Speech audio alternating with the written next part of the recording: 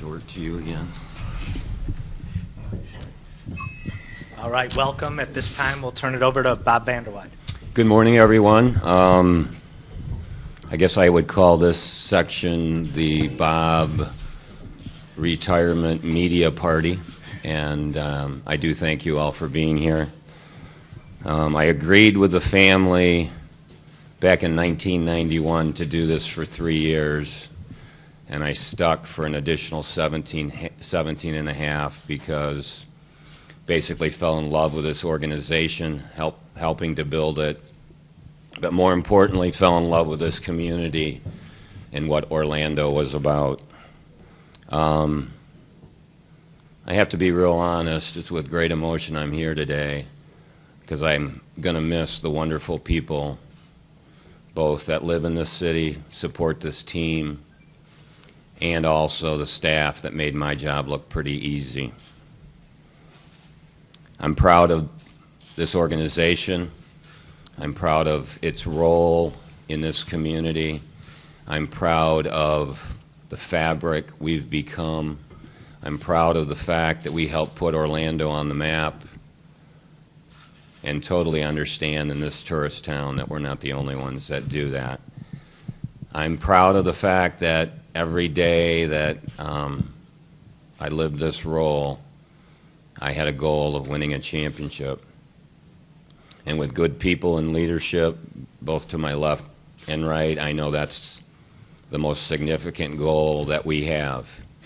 But I also have to tell you that when Rich and Helen DeVos took this team over, it was about being community, and it was about athletes and organizations being responsible to the community.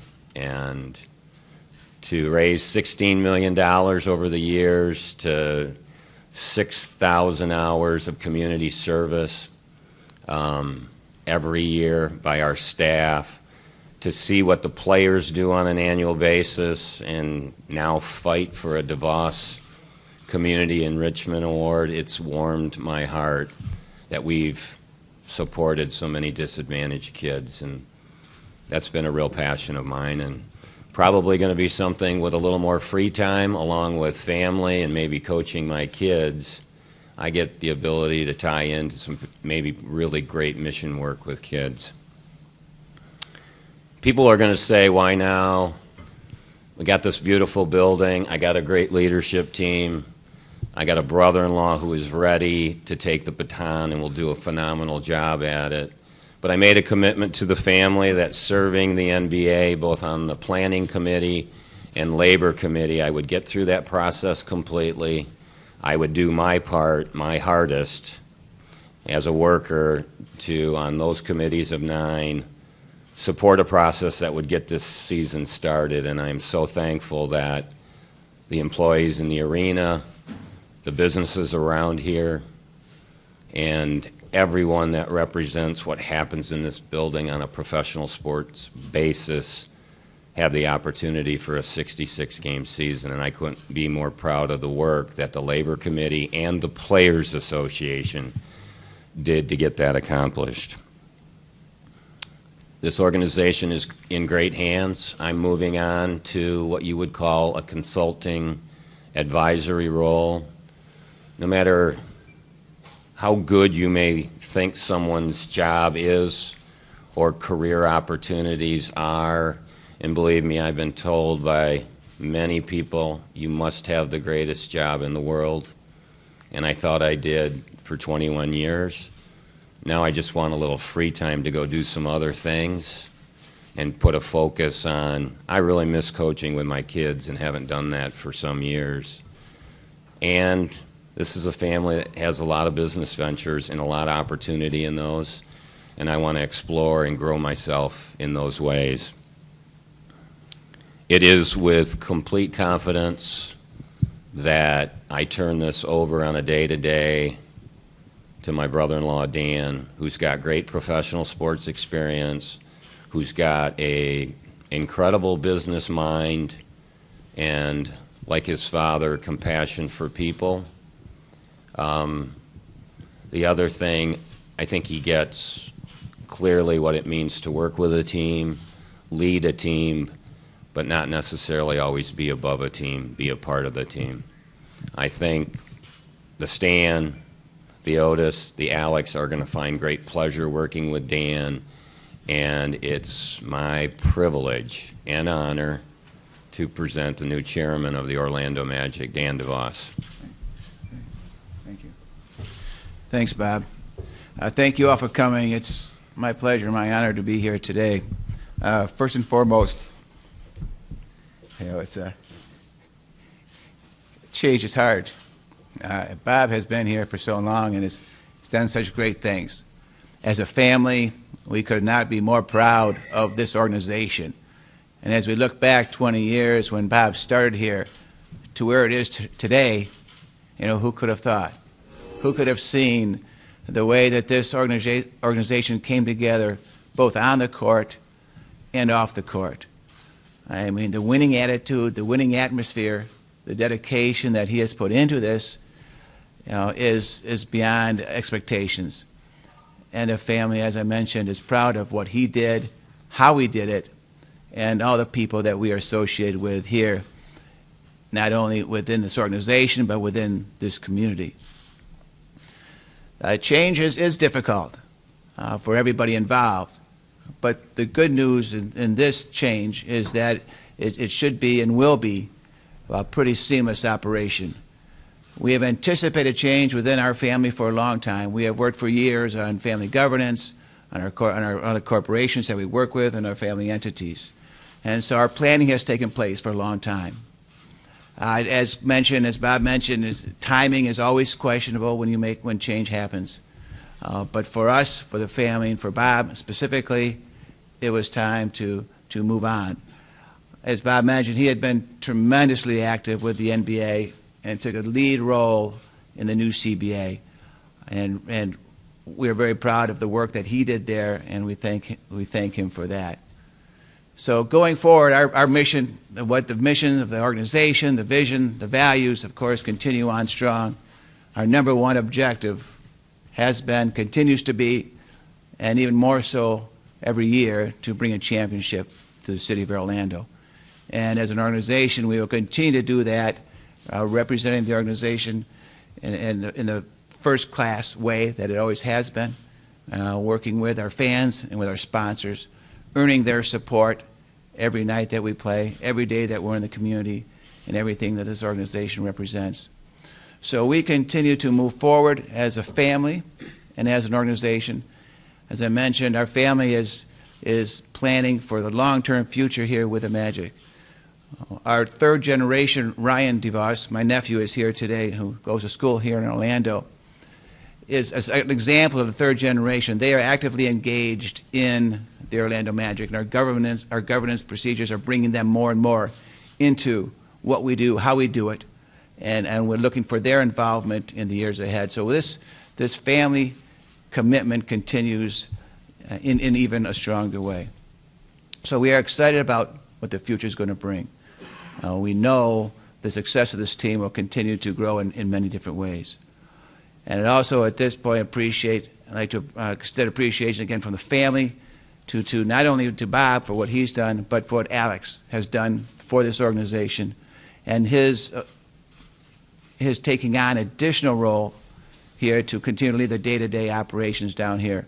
He has been certainly an example within this organization to the community, and has been a huge factor also in making this organization what it is. And we're proud to be associated with him, with Otis, with Stan, and with his whole staff. And they, as a family, just represent to you, and on behalf of my father especially, how happy and pleased we are to be here and to be involved with this organization. And again, I appreciate you all being here. And Alex, thanks for what you're doing and for your stepping up to the plate. Thank you, Dan. And first and foremost, I first want to say thank you to Bob and Dan and the entire DeVos family for this opportunity. I think a lot of you know that I grew up in this organization.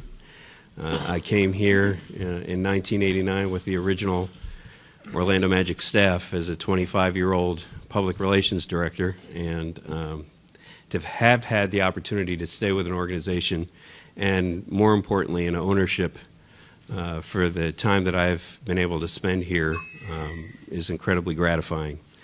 And, you know, I tell our staff every time we get together on a regular basis, we work for the best ownership in professional sports. And I have the lens by which I can say that. I've worked for other teams.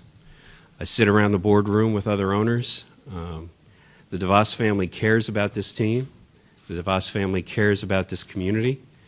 And I can honestly say I don't think there's another ownership group in the NBA, despite the fact how competitive we really are, that wants to win a championship more than the DeVos family does.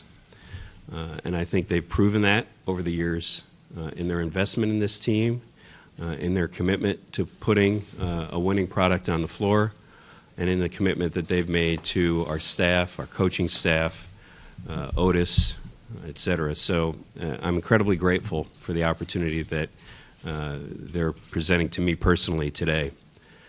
I also want to thank Bob. Bob has been a mentor to me. He came here, as he said, over 20 years ago, and for whatever reason decided to take me under his wing. And for the last 6 years, we've worked side by side in our attempt to rebuild this organization, in our attempt to rebuild our fan base, and in our attempt to help Otis put a team on the floor that could get back to the NBA Finals. And I wouldn't be sitting here today if it wasn't for the leadership that Bob has personally provided to me. I've learned a lot under his wing, both from a basketball standpoint and from a business standpoint. And I can honestly say that I wouldn't be sitting here today if it wasn't for Bob, and I just want to personally thank him for that. What I would say to our fans is that this, as Dan said, will be a seamless transition. We will not change as an organization from the organization that you've known for the last half dozen years. We're focused on one thing first and foremost, and that's to win a championship. And we have the commitment of our ownership to continue to invest in our product and the floor in order for us to be able to do that. I would also say to our fans that the great value and experience that we've provided to you won't change, other than the fact that it will continue to improve. We've got the best fans in the NBA here in Central Florida, and they deserve the best experience, they deserve the best product, and we're going to continue to provide that for them. So although, as Dan has said, you know, maybe the heads at the top of the organization are shifting a little bit, the organization is not changing in any way. The only thing that will change someday soon is that we'll be holding that Larry O'Brien trophy. And we all come to work every day with a focus in that regard. I look forward to working more closely, if that's possible, with my great friend and colleague Otis. You know, we, as much as anybody in this organization, grew up in this organization. When I started here, Otis was one of our original players. And we've walked similar paths through this organization. We both left for a while. We both learned a few things that perhaps we hadn't executed here when we were here the first time around. And I think both of us would say that although we would have rather have been here the entire time, we're both better for the time that we spent away, and we were able to bring back other things to this organization to put ourselves on the road to being a championship caliber organization. So I'm proud and happy to be working alongside Otis, and we look forward to working closely together to taking those last steps to winning an NBA championship. Wow. I mean, the guy is stepping away. He's not dying. He's still going to be around. I think I've talked to him more over the last few days than I've talked to him in a while. So he's still wearing me out. You know, I would like to say to Bob, first of all, thanks for giving me an opportunity, because that's what it was, an opportunity to get involved with the family years ago in different ways. Our objectives, however, don't change. I mean, as a matter of fact, they actually is pushing harder to win a title. Our objectives don't change. Mine don't change. It's still to keep 12 here for a long time, and to give this family and Mr. D a trophy, so that he has for all the work that he's put into this organization. These people on my left is just giving me the resources to do my job, and stay out of the way and allow me to do it. From an ownership group, you can't ask for much more. Every now and then, Bob steps in, every now and then, and give me some basketball advice, which I'm going to kind of miss, most of which I don't use. But because it's usually, I try to lean on him for various things. Leadership is one, helping me navigate some of the waters that I have to navigate as it relates to some of my counterparts around the league. His experience with the CBA over the years is another. The fact that he has been in this seat at some point in time in his 21-year journey is another. All those things I lean on for help and advice. More than just my boss, he's been my friend for a lot of years. I think you all know that I was probably the first one to miss the gala because I didn't want to go, and that was our first interaction with him, and probably missed the community, missed the gala. But he and I had a nice conversation at that time, and we've been having nice conversations since. The one thing I do like about him, and I like about Alex and Dan, is the ability to have a conversation where it gets a little heated and you stand your ground on those things. I have been able to do that with him over the years. I can go through countless of stories, and probably our last one was Saturday, to where he thought I was yelling at him. I'm just passionate about what I do. So I enjoy and has enjoyed the opportunity to talk to him. As long as he doesn't change his phone number, I will still use him as a resource for me, because he has a very good basketball mind and a very good business mind, and he allowed me to lean on him for various things. I don't know if Alex and I could work any closer together. I'm not sure that's possible. Prior to this move, we already share everything that we share. There's nothing I don't do that he don't necessarily know. And I'm pretty much an open book as it relates to those things. So we can't really work any closer together as it relates to those things. It's a good opportunity for me to get to meet Dan a little bit closer. I mean, I know him, been knowing him for years, but to get to work with him a little bit closer, and to have that ownership group there from that family, that's going to be awesome for us. So I don't know what else changed other than he's going to be in Grand Rapids a little bit more, and he's in Orlando, which is probably where we need him right now anyway. But I want to thank him for allowing me to do my job and allowing me to have this job, and continue to encourage me to reach for that goal. So we're still excited. I know most of you came here to talk about the Dwight, but I'll wait till y'all get to those questions. Okay, at this time we'll take questions. We have handheld microphones on either side of the room. If you could please state your name and affiliation, because we're being streamed live on OrlandoMagic.com and NBA.com. And we'll start with Brian Schmitz of the Orlando Sentinel. Brian Schmitz of the Sentinel. Bob, when did the time come that you knew that you had to make a change, that this is what you wanted to do? I think looking back over the last 9 months to a year, moving into this building, I don't, Brian, ever want to insinuate losing a little passion for it, but I could feel it was starting to wear on me. We were already into our, the start of the second year with some of the committees that I knew were going to be so significant.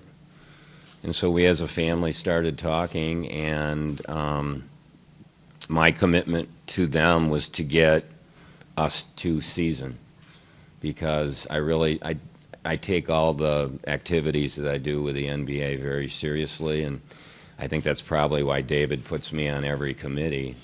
I work it hard. I try to be when necessary, Switzerland, and represent not the big or the small, but the middle. And so I just say it's been a year process, but I knew it was going to culminate before we got started. I just thought we were going to have a normal season and get started on time, so that's why it's happening now. Yeah, my name is Jillian Nanton from West Orlando News. My question for Mr. DeVos.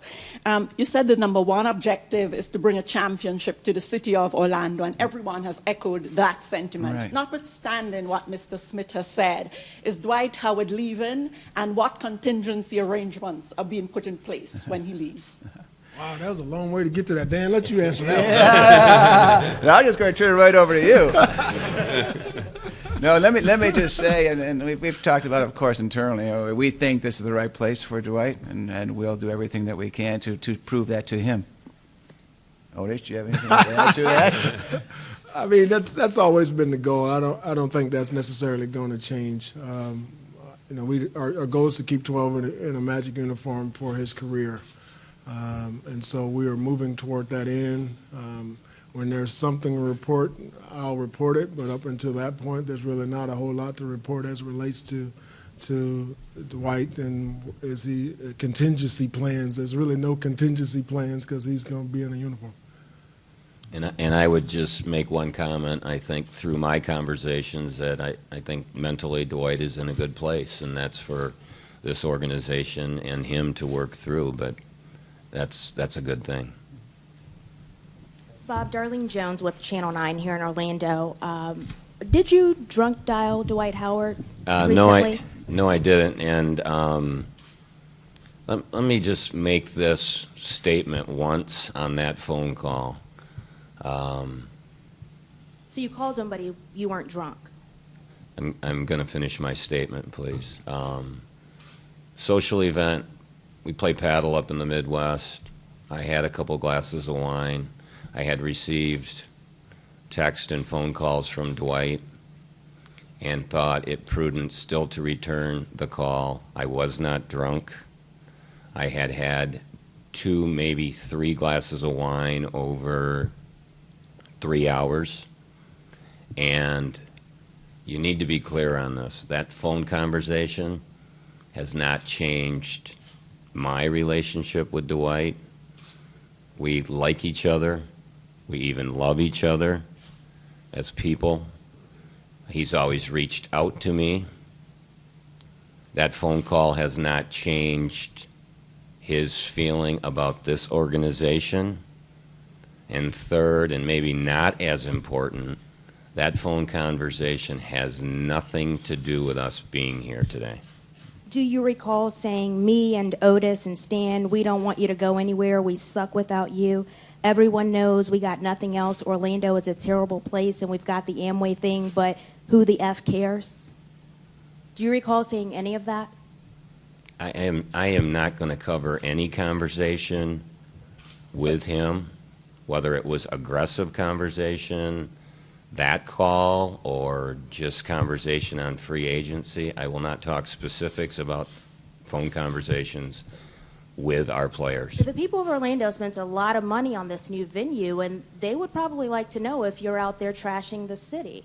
Can you answer that question? I can easily answer that. For 21 years, I have tried to put this community first, and for the remaining years of my life, Orlando will be a home for me, and I would never trash Orlando. Clear it up for us. What did you say when you called in? I told you I'm not talking about my conversation. Why?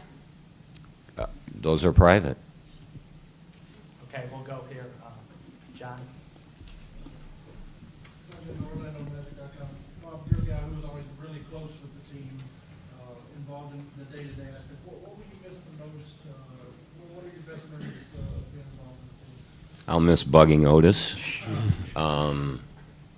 No, you're going to miss everything from, the key dates where you're coming up on free agency or you're coming up on draft or you're building the team. I'm going to miss, it's a very complicated business, and, having turned over all the day-to-day direct reports, to Alex, some 4 or 5 years ago now. I guess it is. Time flies.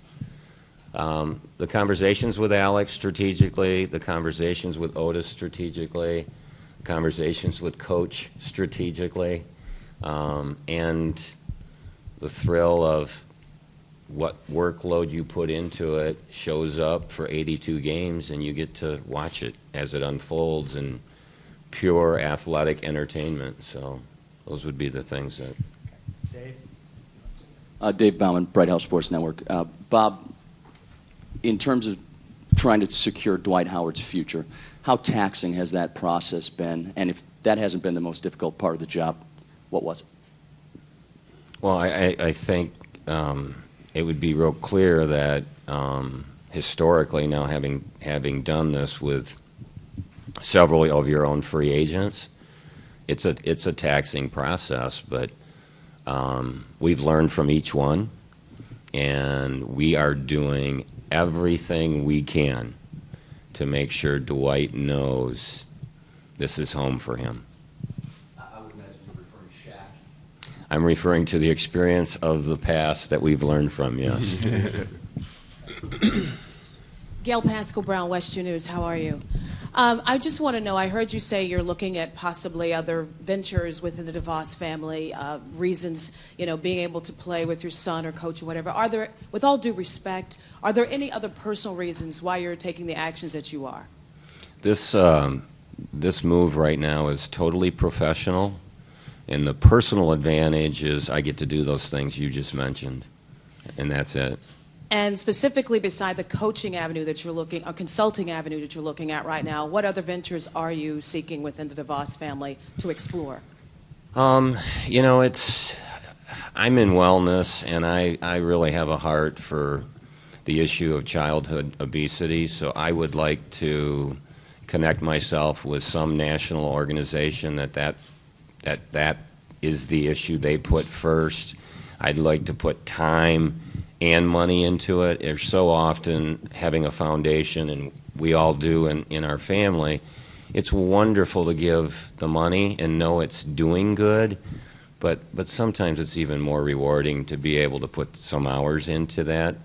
I would give you examples, but other passions right now on that front would be boys and girls clubs nationally, and things that are consistent with the OMYF, disadvantaged youth. And lastly, I know this has already been asked before, but specifically, what are y'all doing to keep Dwight Howard here? I guess that's my heavy task. A lot of those questions have been asked to Bob, but at the end of the day, like I said, we've been recruiting him for 7 years, so it's nothing really new. It's nothing he don't really know about the Orlando Magic and his organization. Our job is to win a championship, just like his task is to win a championship.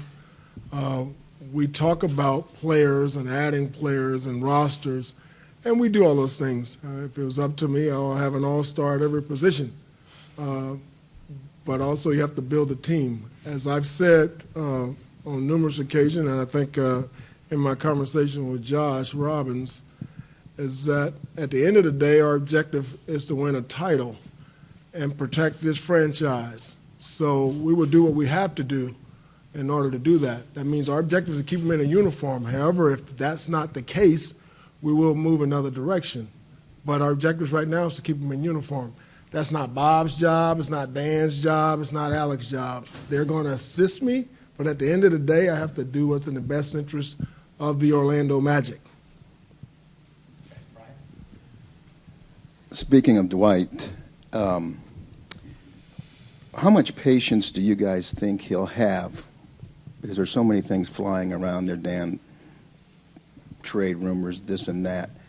If the certain parts that he might want for this team can't be acquired this year, would Dwight have enough patience, and would you guys roll the dice on free agency that he could stay here long term? For me to answer that? I think Otis has said it pretty well. We're going to do everything that we can to create a championship team here. And certainly Dwight is somebody that we think we want to build the team around. Now, how we get there, a lot of that's not in our control. But however, we will do whatever we can to build that team in the way that's best for this organization and best for this community. Okay, we have time for a couple more. Yeah, go. We've done that. We've done everything we're supposed to do in 7 years. I mean, I would like to sit here and tell you that we're not an organization that have strived for a championship, but I can't tell you that, and you can't write it, because we have done everything that we're supposed to do that. Our objective is to win an NBA title, and who win NBA titles are basketball teams. And that's what we're going to do. We're going to continue to put the best team on the floor to give the Orlando Magic a chance to win an NBA title. That don't necessarily mean that we're going to listen to everything that Dwight has to say and placate to that. That doesn't necessarily mean how our organization is ran. Our organization is ran, we want them here as long as we can have them here. And our organization is ran to win a title. We built a culture here for a reason. That's the reason it's that way. So we're doing our jobs. I'm doing my job. And at the end of the day, the decision will come down to him. It's not going to come down to the people sitting at this podium. It's going to come down to Dwight Howard. And then at that point, then we have to make another decision. Okay, two more. Dick? Dick Scanlon, NBA.com. I guess I need to address this to Alex and or Dan. Bob mentioned that he's been on several committees, and he was up in New York representing the Magic in the CBA talks. Who will slide into that role now? Will that be Dan, or a combination, or who would go to the next meetings? Yeah, for the Board of Governors, I'll become an alternate governor. My father is, of course, the governor of the team. Alex will continue to be a governor also, as will my brother Dick. And so between us, we will represent the team to the NBA. So Dick, that's what we have the ability to do from a team standpoint. Committee assignments are at the discretion of the commissioner, right. And so the commissioner will determine, how he would refill the spots on the committees that Bob has served.